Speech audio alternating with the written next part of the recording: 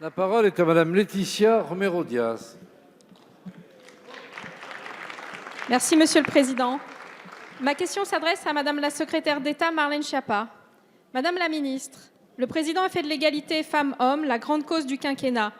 Nous avons d'ores et déjà pris de nombreuses mesures en ce sens.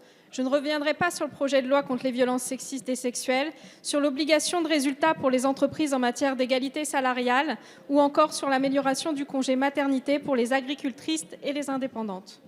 C'est d'ailleurs dans le prolongement de vos initiatives nationales que vous avez émis l'idée d'un pacte Simone Veil afin qu'un standard européen exigeant en matière de droits des femmes émerge, que ce droit soit harmonisé partout dans l'Union.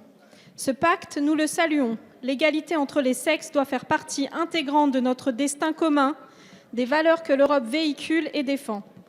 Aussi, ambitieux dans sa diplomatie, moderne dans son approche, notre pays a voulu présider un G7 résolument féministe, tourné vers l'égalité entre les sexes. Dans cette démarche, la France organisera ce vendredi 10 mai une conférence ministérielle autour du droit des femmes avec l'ensemble des ministres du G7 chargés de la question. De cette conférence doit naître un bouquet législatif en faveur des femmes qui composera le partenariat de Biarritz. Il sera soumis aux États du G7 pour qu'ils s'engagent à adopter au moins une loi de cet éventail en faveur de l'égalité. Il aspire à devenir un véritable outil juridique au service des femmes partout dans le monde et pas seulement dans les 7 États les plus puissants. Madame la ministre, comme le dit cette grande dame qui est Ruth Bader Ginsburg, le changement réel, le changement durable se produit une étape à la fois. Aussi, je souhaiterais savoir quelles sont les mesures que la France compte porter dans ce bouquet et enfin, comment faire de ce bouquet législatif et de cette étape diplomatique salutaire une réalité universelle. Je vous remercie. Merci, Madame la députée. La parole est à Madame Marlène Schiappa, secrétaire d'État chargée de l'égalité entre les femmes et les hommes et de la lutte contre les discriminations. Merci, Monsieur le Président. Madame la députée, Mesdames et Messieurs les députés, la France préside cette année le G7 et la réduction des inégalités en est l'objectif majeur. Dans ce cadre, le Président de la République a lancé à l'Assemblée générale des Nations unies un appel pour faire de l'égalité femmes-hommes une grande cause mondiale et engager l'ensemble des États dans cette démarche de la grande cause du quinquennat pour l'égalité entre les femmes et les hommes.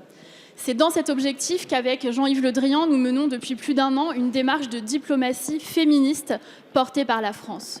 Dans le cadre du G7, la France va donc organiser les 9 et 10 mai une ministérielle d'égalité femmes-hommes avec l'ensemble des pays du G7 à Paris, mais aussi à Bondy, en Seine-Saint-Denis, où j'ai souhaité délocaliser une partie de la ministérielle pour travailler sur l'entrepreneuriat des femmes et notamment le soutien aux projets portés par des femmes en lien avec l'Afrique, qui est une des priorités de ce G7 égalité. Dans ce cadre, le Président a installé à l'Élysée un conseil consultatif pour l'égalité entre les femmes et les hommes. Il est composé d'une trentaine d'expertes et d'experts mondiaux des droits des femmes et co-présidé par Nadia Mourad et le professeur Denis Mukwege, qui sont les 2 co-prix Nobel de la paix de cette année. Ce conseil consultatif pour l'égalité femmes-hommes va présenter aux États du G7 et aux pays invités un bouquet législatif commun qui est un benchmark mondial de toutes les meilleures lois pour l'égalité entre les femmes et les hommes. Et l'ensemble des pays du G7 avec lesquels nous travaillons sur ce projet depuis plus d'1 an vont s'engager à implémenter au moins l'une des lois de ce bouquet législatif commun. Ça veut dire que nous aurons un G7 extrêmement concret qui ne se contentera pas d'une déclaration, mais qui permettra de véritables avancées dans 3 domaines: la lutte contre les violences sexistes et sexuelles, l'accès à l'éducation des filles et des jeunes femmes et le soutien à l'émancipation économique des femmes et à l'entrepreneuriat des femmes, notamment en Afrique et dans la région du Sahel.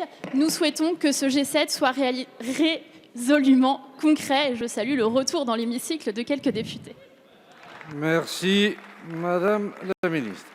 La parole est à Madame